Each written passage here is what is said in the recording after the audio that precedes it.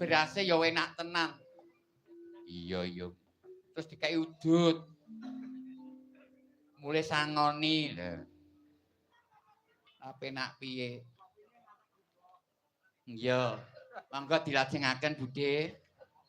Budhe Tini. Nggih. Cukup ngisor ya, Pak, Iya. Tak cukup ngisor. Yo. Terus piye?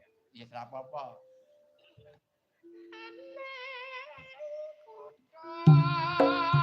Terwasole komandang sejarahane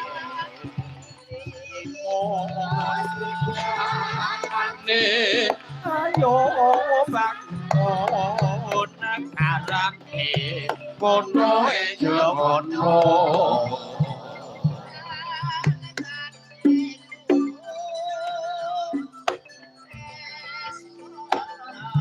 numpak andong carane goreng bakal raya nyambut gawe kowe kita lo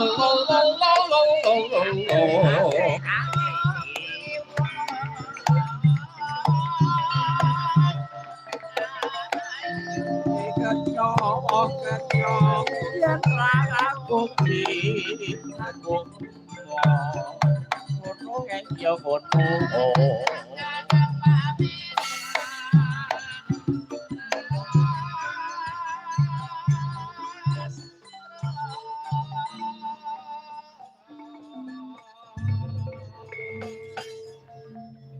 Assalamualaikum warahmatullahi wabarakatuh. Jamaah. Ho, jamaah.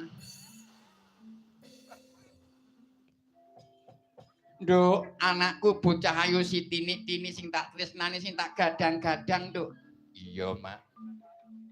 Sadurunge matur suwun memuji karo Gusti Kang Maha Suci ing kalenggan iki alhamdulillah dene panjenenganipun Budhe Satinem anggone kagon ajat yaiku sewon-sewon terus nimbali awake dhewe kanthi kahanan sing kaya ngene ya Nduk. Iya, Mak.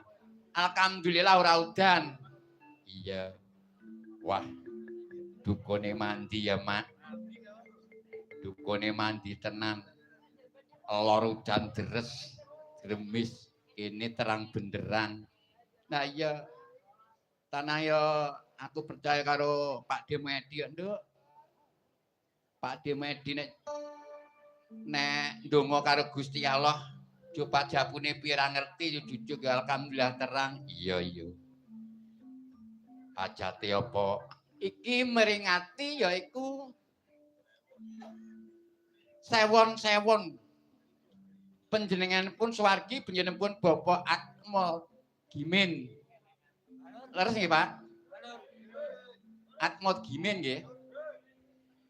Ana ing lanadan Desa Silarejo Dusun Dayah. Yaiku Kecamatan Kawedanan Kabupaten Magetan. Dene Songsong Agunge ana ing lanadan Silarejo iki panjenenganipun Bapak Jumadi nggih. Bapak Sumadi kuwi lurah kene. Wis rong periode lho, Nduk. Iya. Masa aku kena caket karo Pak Lurah iki jan piantuni semrambah. Semana ya apik tenan. Mula sampe rong periode ya, Mak. Ya muga-muga panjenengane didongakne nganti purnane tugas pinaringan sehat.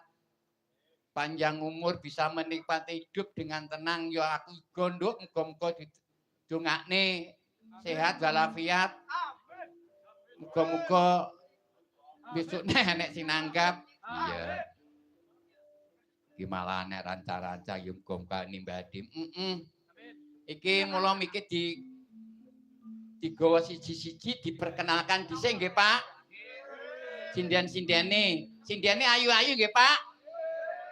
Marem nggih Pak. Alhamdulillah.